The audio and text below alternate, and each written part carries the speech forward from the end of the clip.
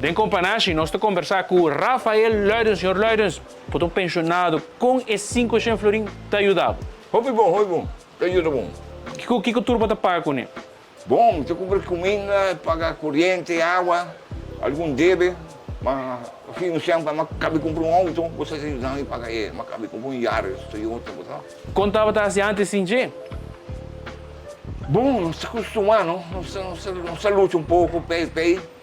Bom, mas sabe, tá musicante, eu vi que tocar, mas nada. Pero é 500 um alívio, sim? Sim, tá livre, hobby bom. Danke na quem? Não mais, não? Sim. Por isso. Mister Mas? No, lo que nos tiene, está yendo bom. Nos forse co, va che di lanti, è un poco sujo, però mi mette a te che chapi che spero non può.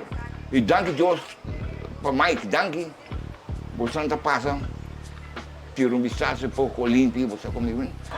E nós estamos com Julia Sena, que tem mais de 40 anos também para nos isla. Senhora, conta pai. Duré 2 años trabajando en Casa de Familia de la familia Comenencia, Pepe Comenencia. Trabajaba en Unicom. Conta vai indo com pensão.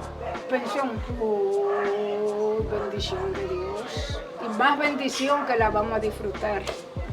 Ainda me está trabajando así, pero está ayuda a Hopi pensión. Aí passava a 250. Yes. Ela ajuda?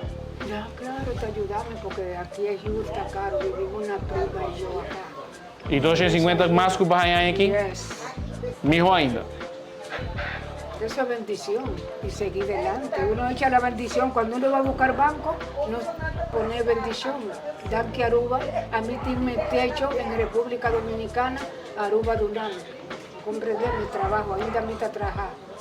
Tengo 25 años de trabajar en Doctor Service. Danke na quem é 255 florins?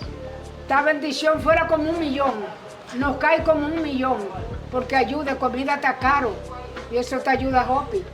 Então, senhora Sena, aqui na Companache, em vários Companache, tem ação de vários, contando-nos mais com os pensionados, para sentir alívio. 250 o 200 é como 1 millón.